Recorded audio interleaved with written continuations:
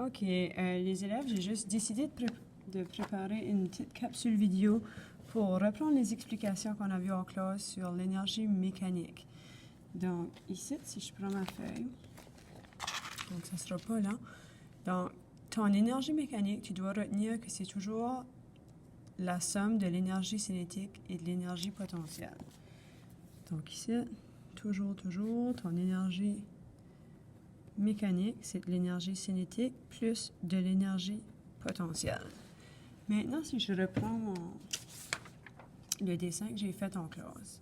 Donc ça, tu dois maîtriser ça très bien pour être capable de faire tous les problèmes qui vont être en lien avec ça. C'est pour ça que je décide de publier cette vidéo-là, parce que tu peux l'écouter puis le réécouter pour t'assurer de bien maîtriser. Donc ici, j'ai un immeuble, donc une bâtisse, puis j'ai une balle, ou je peux peut-être même dire un acrobate. OK? Bon, je vais faire... Bon, j'ai un acrobate qui possède une certaine hauteur. Donc, au point le plus haut, puis tu peux écrire ça, au point le plus haut, si on s'entend qu'il est au repos, on sait que son énergie potentielle est au max, parce qu'il est au point le plus haut. Bon. Et on sait aussi que son énergie cinétique est 0. Okay? Et 0 joules, parce qu'ici, il ne bouge pas. Donc, il n'a pas encore sauté, il est juste au point le plus haut. Donc, si je résume mon équation, l'énergie mécanique est égale à l'énergie cinétique plus l'énergie potentielle. Lorsqu'on est au point le plus haut, il n'y en a pas d'énergie cinétique parce qu'il n'y a pas de vitesse. Donc, on vient de le dire. Ça veut dire que ton énergie mécanique va être égale à ton énergie potentielle. OK? Donc, ici, si je veux, je sais que mon énergie potentielle, la formule, c'est mg delta H. Donc, EP est égal à mg delta H. Donc, mon énergie mécanique et mon énergie potentielle. Donc, au point le plus haut, si je te demande c'est quoi l'énergie mécanique, puis tu connais sa hauteur, ben, trouve ton énergie potentielle et tu sais que son énergie mécanique est la même. Maintenant, si on fait comme si l'acrobate il a sauté. Donc, il saute, il a sauté.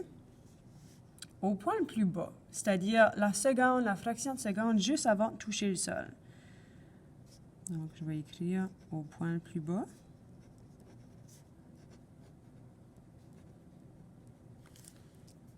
Juste avant de toucher le sol.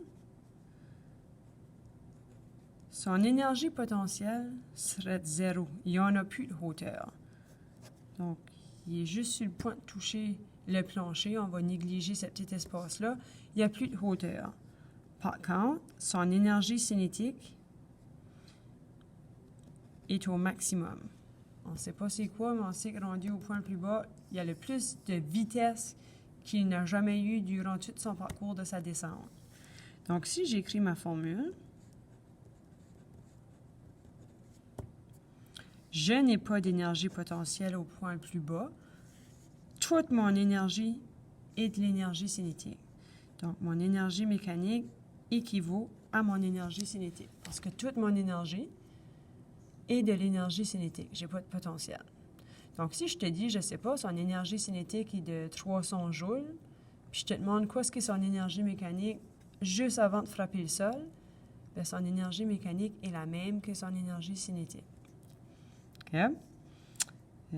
Ton énergie cinétique, bien, la formule 1/2 mv au carré. OK? Donc ici, avec ce genre de problème-là, souvent, on va jouer avec les données qu'on connaît au point le plus bas ou avec les données qu'on connaît au point le plus haut. Si je reprends d'une autre façon, je refais encore le même acrobate. Je reprends le même acrobate. Je sais qu'en haut, donc je vais aller directement en haut, je sais qu'en haut, mon énergie cinétique est 0. Mon énergie potentielle, elle est au max. OK? Donc, au point le plus haut, je sais que mon énergie mécanique est seulement l'énergie potentielle. Et complètement 100% l'énergie potentielle. êtes-vous d'accord avec moi que lorsque le bonhomme va se mettre à tendre, son énergie potentielle qui était au max, là, il va en perdre petit par petit au cours de sa descente. Je vais mettre un gros moins pour dire qu'il va en perdre petit par petit. Tu vois, là, j'ai tout des moins. Il perd de l'énergie potentielle, puis il est rendu en bas, il n'y en a pas. OK? Rendu en bas, il n'y en a plus d'énergie potentielle. Son énergie cinétique, dès qu'il va se mettre à tendre, il va en gagner. Petit par petit, il va gagner de l'énergie cinétique. Donc, je grossis mes flèches pour vous dire qu'en descendant, il va en acquérir. Donc, rendu au bas, son énergie cinétique est au max et son énergie potentielle est 0. Donc, rendu en bas, son énergie mécanique est uniquement de l'énergie cinétique. Dernière petite chose que je veux vous faire remarquer, je réécris mon équation. Rendu au milieu de la descente, là. Mettons que je vais directement au milieu de ma descente. Au milieu de ta descente, mettons que ton énergie cinétique, là, elle était 0. Bien, au milieu de ta descente, tu vas acquérir la moitié de l'énergie cinétique que tu vas parcourir, que tu vas gagner au total. C'est comme dire, rendu à la moitié, bien, tu auras acquéri la moitié de l'énergie cinétique que tu vas acquérir au total. Okay? Donc, mettons ton énergie cinétique, tu vas en avoir 100 au total, mais rendu ici, tu vas en avoir gagné 5. Tu vas avoir une énergie cinétique de 50. Ton énergie potentielle, si lui n'a gagné 50, bien, ça veut dire que ton énergie potentielle n'a perdu 50. Donc, parce que l'énergie mécanique ici doit toujours être égale à l'énergie cinétique plus l'énergie potentielle. La somme des deux doit toujours te donner le même chiffre. OK? Donc, maintenant, l'énergie cinétique plus l'énergie potentielle me donne toujours 10 joules. OK, on prend un exemple.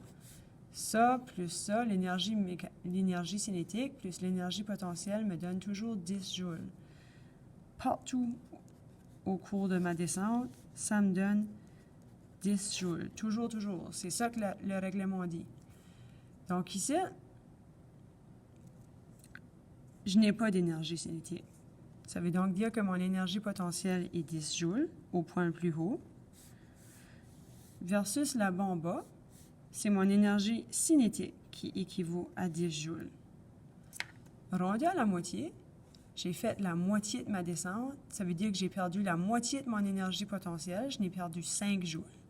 Ça veut dire que lui n'a gagné la moitié. On a gagné 5. Donc 5 plus 5, ça me donne 10. Bref, à la moitié, je vais me faire une flèche. Rendu à la moitié, ton énergie potentielle équivaut à ton énergie cinétique. Ils sont égales. Donc, c'est tout pour cette vidéo-là.